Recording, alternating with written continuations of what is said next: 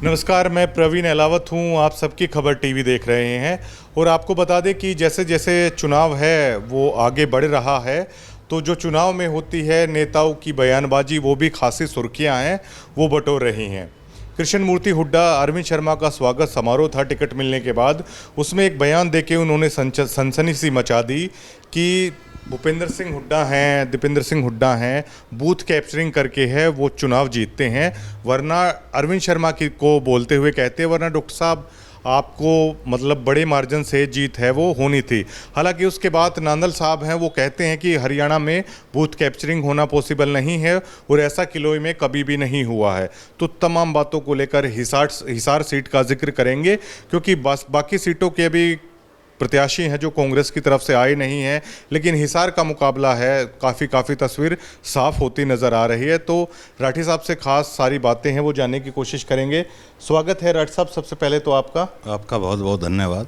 आपको पता होगा राठी साहब, हालांकि चुनावी बयानबाजी तो नेता सुर्खियां बटोरने के लिए चुनाव में हैं, वो अक्सर करते रहते हैं, लेकिन कृष्ण मूर्ति हुड्डा के इस बयान को आप कैसे देखते हैं, जिसमें वो ये कहते हैं कि बूथ कैप्चरिंग तक के आरोप हैं हुड्डा परिवार पर उन्होंने लगा दिए, जबकि कुछ समय पहले तक खुद वो कांग्रेस पार्टी से जुड़े हुए थे। तो किस संदर्भ में देखा जाए उनके बयान को? उनकी खींच है, बौखलाहट है, या इन बातों में कोई दम आपको दिखाई देता है? देखो, ये तो पूर्ण रूप से बौखलाहट ही नज़र आ रही है जी। अगर आप एक चीज़ देखोगे कि जो नेता जिस पार्टी के अंदर रहा है उस पार्टी के अंदर उसने काम किया है, उसी पार्टी से, कांग्रेस पार्टी से उन्होंने चुनाव भी लड़ा है। 1991 में एमएलए भी बने हैं, मंत्री भी रहे हैं। बाद में 96 में भी कांग्रेस पार्टी से उन्होंने चुनाव लड़ा है, लेकिन वो चुनाव हार गए कि नहीं, पारिवारिक कारणों के कारण, क्योंकि उनके परिवार के एक बड़ा राजनीतिक परिवार जिसको माना जाए वो कृष्ण मूर्ति हुड्डा जी का है।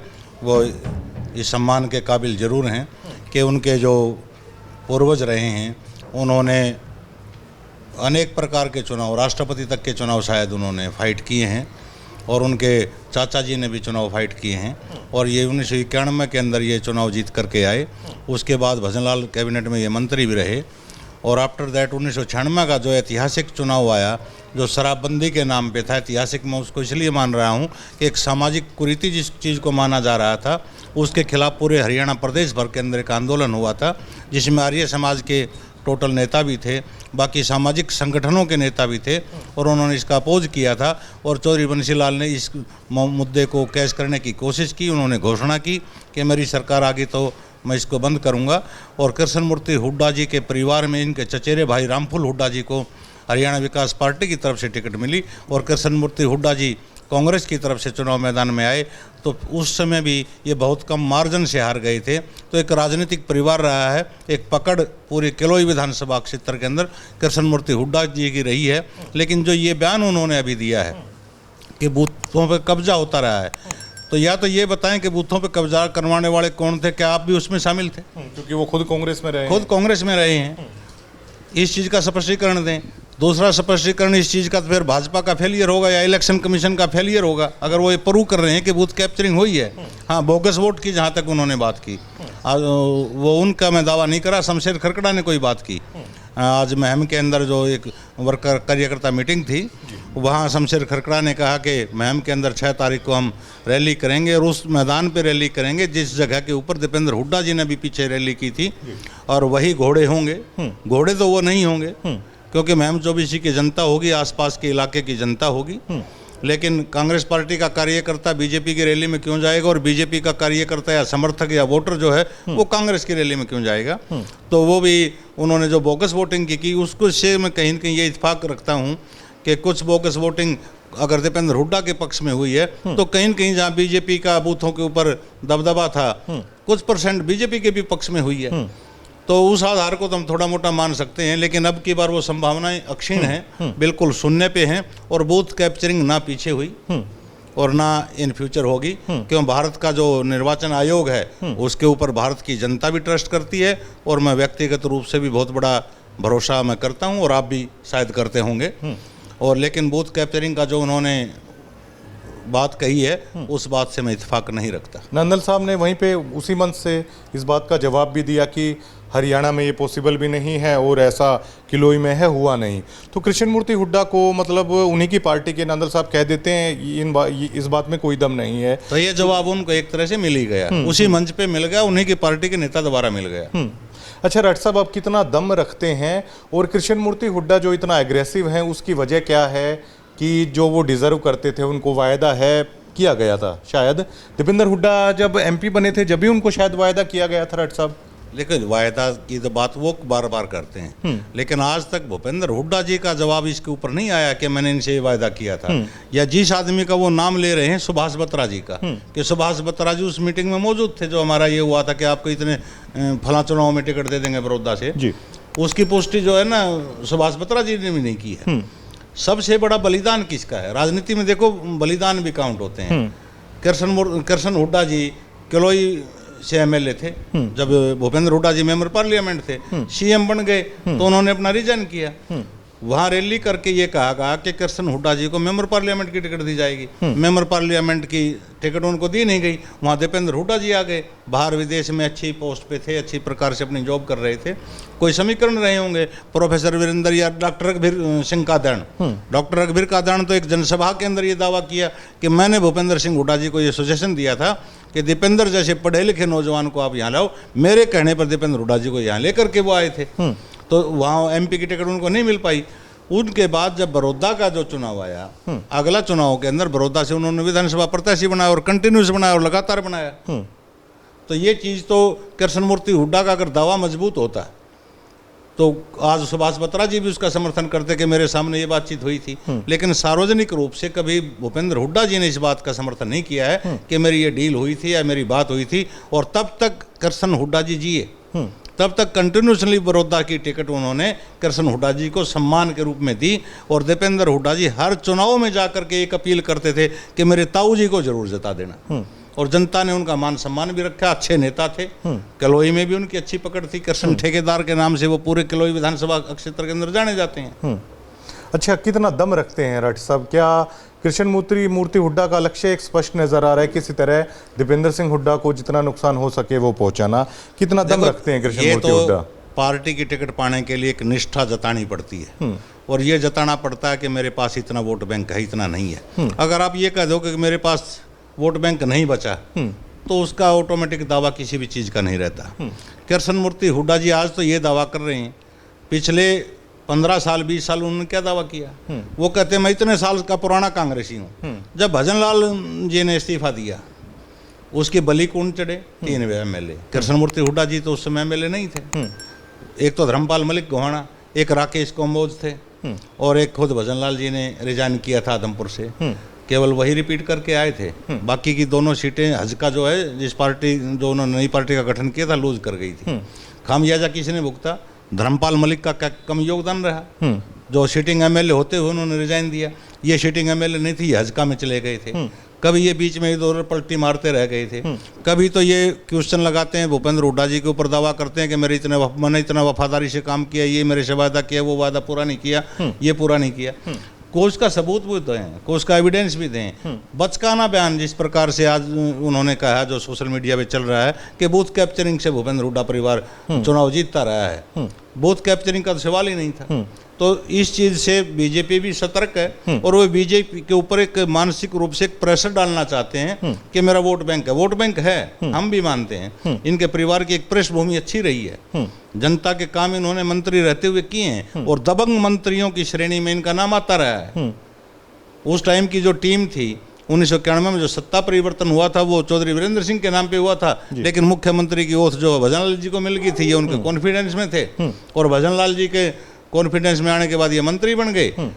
और रोहतक जिले के और झज्जर जिला उस की जो जनता थी वो इनको ये मान करके चलती थी भजनलाल को मतलब कि ज़्यादा पसंद नहीं करती थी और उनके ये पसंद थे, तो विरोध तो इनका वहाँ से शुरू था। लेकिन एक वोट बैंक है, लेकिन वो वोट बैंक इतना नहीं है कि भाई ये दीपेंद्र हुड्डा जी को डैमेज कर पाएँ। उसका मुख्य कारण मैं आपको बताता हूँ कि 1991 में जब भूपेंद्र हुड्डा जी पार्लियामेंट का चुनाव लड़ने के लिए रोहतक से आते हैं तो एक तरह से निश्चित रूप से ये था कि एक तरफ चौधरी देवीलाल यानी कि पहाड़, जिनको जननायक की उपाधि हरियाणा प्रदेश की जनता ने दी, चौधरी बंसीलाल को विकास पुरुष की उपाधि हरियाणा प्रदेश की जनता ने दी, मनोहर लाल खट्टर को दूसरे प्रकार की उपाधि दी कि ईमानदार मुख्यमंत्री हैं, ये हैं, और ईमानदार मुख्यमंत्री अतीत में भी रहे हैं जी। टोटल ओवरऑल आप मिला करके देखोगे तो उसमें एक ही चीज़ निकल करके आती है कि कृष्ण मूर्ति हुड्डा जी का जो जनाधार था वो 1991 से 96 तक का रहा और 96 से 2000 तक का रहा। जब वो 96 का चुनाव हार गए उसके बाद भी 96 में भी कृष्ण हुड्डा जी जीते, ना इनके कजन बर्दन रामफल हुड्डा जी जीते, ना ये जीत पाए। परिवार में 2 टिकट थी और 2000 के चुनाव में सत्ता परिवर्तन हुआ, इनेलो की जबरदस्त लहर आई, ओम प्रकाश चौटाला जी की, तो कृष्ण हुड्डा जी एमएलए बने, ये फिर वहाँ से पिछड़ गए। उसके बाद 5 साल का समय और निकल गया। फिर जो 2004-05 के अंदर जो हुड्डा साहब चीफ मिनिस्टर की कुर्सी पे आए और जिस प्रकार से उन्होंने एक अपनी इमेज क्रिएट की रोहतक और झज्जर जिले के अंदर और सोनीपत जिले के अंदर विशेष रूप से, तो सभी नेताओं का जो वोट बैंक था वो धीरे धीरे हाशिए पर लाना शुरू कर दिया और भूपेंद्र हुड्डा जी के ऊपर डिपेंड हो गए कांग्रेस के कैंडिडेट। अभी तो हमारी 8 सीटें हैं रोहतक और झज्जर की, पहले 10 सीटें होती थी, परिसीमन के बाद 2 सीटें हमारी कम हो गई, 1 सीट तो हमारी हसनगढ़ कम हो गई और झज्जर जिले से हमारी सालावास कम हो गई। तो आज की स्थिति ये है कि इस स्थिति में अगर कोई आदमी के मैं ये कहने का प्रयास करके मैं कलोई से भी डैमेज कर दूंगा, वोट बैंक 2000-3000 वोट छिटक सकते हैं, दूसरी तरफ डलवा सकते हैं अपने पर्सनल रसूख के कारण, लेकिन दीपेंद्र हुड्डा लोगों के दिलों के अंदर समाये हुए हैं। कलोई हल्के के अंदर जो पिछले चुनाव में झटका लगा था लोगों को आज तक वो महसूस है, उसका दर्द उनके सीने में है और उस के ऊपर मरहम लगाने का वो काम मतदाता जो है कलोई का वो दीपेंद्र हुड्डा के पक्ष में करने वाला है। कृष्ण मूर्ति ऐसी उम्मीद नहीं है राठी साहब की आगे भी भाषा की गरिमा रखेंगे, वो तो लगातार हमलावर होंगे, इससे फर्क पड़ेगा ज़्यादा? देखो, भाषा अगर अमर्यादित होगी तो जिस पार्टी के मंच पे वो अपने विचार रखेंगे वो उस पार्टी के लिए नुकसान होगा। अतीत के आप 2-3 चुनाव निकाल के देखो, चाहे आप मणिशंकर अय्यर का नाम लेके देखो, चाहे आप राहुल गांधी जी के बयानात सुनो, वो भाजपा ने किस प्रकार से सोशल मीडिया पे उनको ट्रोल करके और छोटी छोटी रील बना करके डाला है और जनता के बीच में दिखाने का काम किया है, तो उससे उस पार्टी का नुकसान हुआ है। अगर कृष्ण मूर्ति हुड्डा इसी प्रकार के बयान देते रहेंगे तो भाजपा को कहीं न कहीं नुकसान होने वाला है, फ़ायदा होने वाला नहीं है। वैसे रट साहब, अगर अरविंद शर्मा के पिछले चुनाव को हम देखें तो हमेशा से अरविंद शर्मा की ये स्ट्रैटेजी रहती है कि खुद वो बेहद कम बोलते हैं चुनाव में, मोदी फैक्टर को ज़्यादा भुनाने की कोशिश करते हैं। जो साइड में नेता होते हैं जिस वो हल्के में जाते हैं उनको दीपेंद्र हुड्डा के खिलाफ ज़्यादा बुलवाते हैं, क्योंकि पहले बादली में भी देखा था कि खुद कम बोलते थे, ओम प्रकाश धनखड़ ज़्यादा हमलावर है दीपेंद्र हुड्डा पर रहते थे। तो अरविंद शर्मा की ये कहीं ना कहीं स्ट्रैटेजी होने वाली है कि जिस विधानसभा में जाएं बल्कि खुद मोदी फैक्टर को भुनाएं, मोदी मोदी हैं वो अक्सर अपने भाषणों में मीडिया के आगे करते हैं, जबकि अरविंद शर्मा के अगल बगल के जो नेता होते हैं वो लगातार दीपेंद्र हुड्डा पर एग्रेसिव रहते हैं। तो यही स्ट्रैटेजी फिर से नजर आ रही है कि अरविंद शर्मा की रहेगी। इसको मैं कामयाब रणनीति मानता हूँ। 4-5 हलकों की अगर हम चर्चा करें, महम के अंदर अभी अतीत में जस्ट पहले रैली हुई थी, महम की रैली के अंदर भूपेंद्र हुड्डा जी भी थे, दीपेंद्र हुड्डा जी भी थे, डॉक्टर रघुवीर कादान थे, गीता भूकल थी, बीबी बत्रा जी थे। रघुवीर कादान जी, बीबी बत्रा जी ने अपना भाषण नहीं दिया कि मैं अपना जो समय है वो दीपेंद्र हुड्डा जी को हम देते हैं, लेकिन महम के कार्यकर्ता कितने बोल पाए उस रैली के अंदर? केवल एक आदमी महम विधानसभा का बोला, वो आदमी बोला राजवीर सामणिया, जिन्होंने कभी इनेलो से चुनाव लड़ा था, और उसकी भी इसलिए वो बोल पाए कि हुड्डा साहब के घर में उनकी सीधी एंट्री है। किसी भी कार्यकर्ता को वहाँ मंच से बोलने नहीं दिया गया। दूसरी बात क्या हुई, एक लड़का बड़म्बा गांव का सुरेंद्र पवार, कभी वो बीजेपी में भी रहा होगा, आज कांग्रेस में है, रैली के लिए उसने 5 गांवों का डोर टू डोर कार्यक्रम किया। रात को 11 बजे वो महम जहाँ रैली स्थल था उससे पहले वाला दिन रात को जाता है, वहाँ उनको बलराम दांगी जी मिल जाते हैं। ये उनकी स्टेटमेंट कोट कर रहा हूँ जो उन्होंने मेरे को बताया है, मैं व्यक्तिगत रूप से नहीं कर रहा, उनकी स्टेटमेंट को मैं कोट कर रहा हूँ कि मैंने कहा कि शेड के नीचे मैं 4-5 बैनर अपने लगा देता हूँ, इस रैली के लिए मेहनत मैंने भी की है। तो बलराम दांगी ने कहा कि यहाँ बैनर लगेंगे तो मेरे लगेंगे, आपके नहीं लगेंगे। और उस बंदे ने ये कहा कि मैं मंडी के गेट के बाहर बैनर लगा लूँ, उन्होंने लगा दिए। 2 घंटे बाद वो बैनर उतार दिए गए और अगले दिन वो आदमी ना तो मंच के ऊपर था, ना किसी कांग्रेस के नेता ने उनका नाम तक लिया। यही स्थिति बेरी विधानसभा क्षेत्र के अंदर है। डॉक्टर रघुवीर कादयान जी अभी 7 तारीख की शायद वहाँ पे रैली है बेरी के अंदर। तो डॉक्टर रघुवीर कादयान भी ये चाहेंगे कि किसी दूसरे कार्यकर्ता के बैनर या होर्डिंग ना लगें, अगर किसी के लग जाएं तो वो उतरें भी के, और मंच के ऊपर जो उचित स्थान उनका होना चाहिए, जो लोग भीड़ लेकर के आते हैं उनको वो जगह नहीं मिलेगी। इसी प्रकार की स्थिति आपके पीछे बादड़ी विधानसभा के अंदर जो रैली हुई थी माछरौली के अंदर, वहाँ भी ये स्थिति थी। तो इस प्रकार की जो रणनीति, जैसा आपने बताया, झज्जर में भी थी, राजकुमार कटारिया को तो मना किया गया था। रैली झज्जर की अभी है, 14 अप्रैल की है, और वो संविधान बचाओ रैली के नाम से है। वो उसका ये, बल्कि आज स्थान के बारे में बातचीत चल रही थी प्रशासन की और स्थानीय विधायक जी की, गीता भुक्कल जी की, कि अनाज मंडी के अंदर तो शेड की जगह मिलेगी नहीं, क्यों सरसों की फसल आ गई और गेहूं की फसल आ गई, कि वो रैली कहाँ की जाए। और आचार संहिता के कारण कुछ रैली के स्थल निर्धारित किए गए, वो जगह प्रशासन कौन सी जगह देगा, तालाब में दे या कहीं आसपास दे, या मातन हेल करनी पड़े, या यहाँ आप शहीदी पार्क के साथ जो रामलीला मैदान है यहाँ करनी पड़े, वो एक अलग बात है। लेकिन ओवरऑल बात क्या है कि आपने जैसे बताया कि अरविंद शर्मा जी उस इलाके के, उस हलके के कार्यकर्ताओं को मंच से बुलवाते हैं। हाँ, नेताओं को। कांग्रेस पार्टी का जो सिटिंग एमएलए बैठे हैं 4 की 4 विधानसभाओं के अंदर, वो कितने कार्यकर्ताओं को मौका देते हैं? जो कार्यकर्ता 50 आदमी, 100 आदमी, 200 आदमी, 400 आदमी लेकर के जाता है और मंच पे उसको ही कुर्सी नसीब नहीं होती है, उसका संबोधन में, किसी नेता के संबोधन में नाम नहीं लिया जाता है। तो ये तो मैं भाजपा का प्लस पॉइंट मान करके चलता हूँ। कांग्रेस पार्टी इस कमजोरी को परखे, जांचे, इस पे विचार करे, और इस इलाके के जो कार्यकर्ता हैं, जिस इलाके के अंदर रैली होती है, 8 से 10 कार्यकर्ताओं को वोट तो उस इलाके में और दिलाएंगे। उस हल्के के अंदर कोई बाहर का बड़ा नेता आकर के कौन दिलाएगा? वो ऐसे ब्रांड, फायर ब्रांड नेता है नहीं आज, किसी भी पार्टी के अंदर है नहीं है। सबसे बड़ा काम करेगा इलाके का कार्यकर्ता करेगा, इलाके का वोटर करेगा। अगर उस इलाके से वोट पानी है तो ये भाजपा का प्लस पॉइंट, कांग्रेस का माइनस पॉइंट, मैं इसको मान करके चलता हूँ। रोहतक के बाद रट साहब एक सीट पर और रोचक मुकाबला है वो देखने को मिलेगा, हिसार लोकसभा सीट को लेकर। नैना चौटाला का जिक्र है, सुनैना चौटाला हो गई, रणजीत चौटाला हो जाते हैं। कांग्रेस की तरफ से भी अभी शायद जल्दी ही घोषणा है वो हो जाएगी। तो एक हिसार सीट का मुकाबला भी क्या मानते हैं आप, कितना रोचक हो चला है? और रणजीत सिंह चौटाला को भाजपा है, वो हिसार लोकसभा सीट से क्या मानते, क्या मंशा भाजपा की आप देखते हैं? हिसार सीट के ऊपर मेरा अपना व्यक्तिगत मत ये है कि भाजपा वहाँ फंसती नज़र आ रही है। कैप्टन अभिमन्यु जी बहुत मजबूत दावेदार वहाँ थे, और एक इंडिकेट भी उनको पीछे दिया गया था। उन्होंने अलग अलग जातियों के सम्मेलन भी किए हैं, ब्राह्मण सम्मेलन उन्होंने दूसरे हलकों के अंदर जाकर भी किए हैं। और कुलदीप बिश्नोई जो 5-6 महीने पहले ही कहीं न कहीं कांग्रेस पार्टी जिन्होंने ज्वाइन की थी, अपना इस्तीफा दे करके अपने बेटे भव्य बिश्नोई को वहाँ से टिकट भाजपा की तरफ से दिलवाई थी। राज्यसभा से उन्होंने कांग्रेस के खिलाफ मतदान देने का काम किया, तो उस योगदान को भी भुलाया गया। तो उनके मन में भी एक पीड़ा है।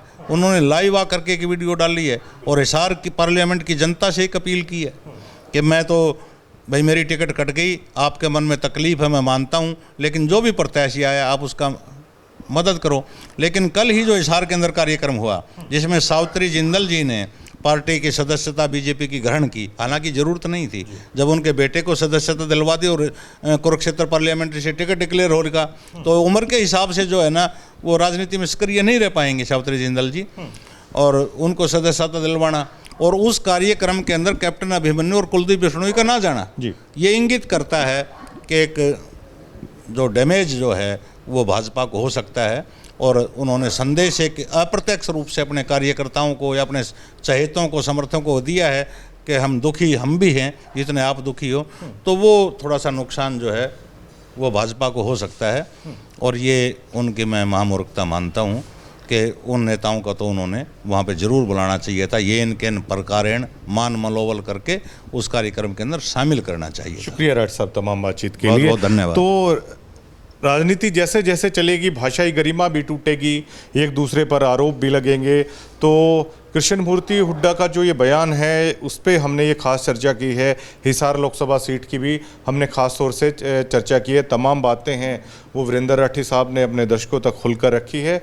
और आप सबकी खबर टीवी को लाइक कीजिए, सब्सक्राइब कीजिए और शेयर कीजिए। धन्यवाद।